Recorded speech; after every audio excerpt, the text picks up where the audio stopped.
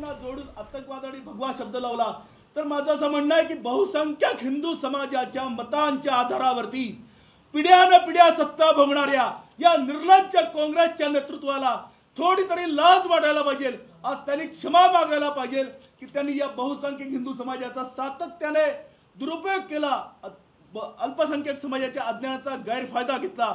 31 जुलै रोजी आमच्या निर्दोषत्वावरती सन्माननीय न्यायालयाने शिक्कामोर्तब केला। आमच्या आयुष्यामध्ये 17 वर्षानंतर आनंद आला, परंतु त्या मालेगावमधील गरीब लोकांची काय भावना झाली असेल आपण समजू शकतो की गेली 17 वर्ष त्यांना सत्ताधाऱ्यांनी काँग्रेसने त्यांच्या अज्ञानाचा, असहाय्यतेचा, असंघटितपणाचा गैरफायदा घेतला आणि आजही मालेगाव विस्फोट 2008 समझोता ब्लास्ट मध्ये पाकिस्तानी आतंकवाद्याला सोडून हिंदूंना लटकवलं। अजमेर शरीफ ब्लास्ट मध्ये सुद्धा त्या संतत्व प्राप्त असलेल्या असीमानंदांना लटकवलं।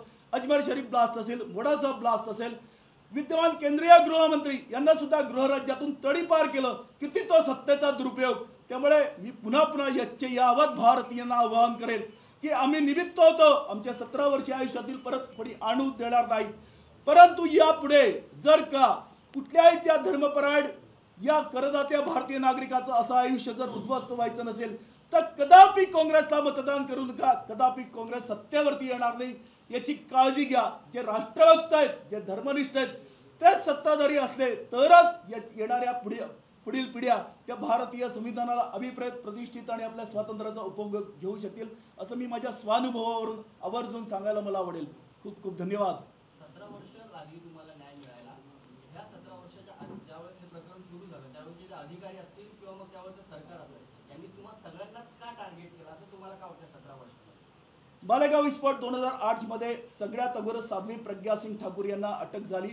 तर जी तथाकथित बाईक होती LML फ्रीडम, तिच्या आधारावरती त्या कंपनीशी त्यांनी संपर्क केला आणि त्या संबंधित जे काही क्रमांक होते तर देश पातळीवरती त्यांनी आता isakal.com आहे देशातील नंबर 1 ची मराठी न्यूज वेबसाईट। प्रत्येक अपडेटसाठी isakal.com ला नक्की भेट द्या।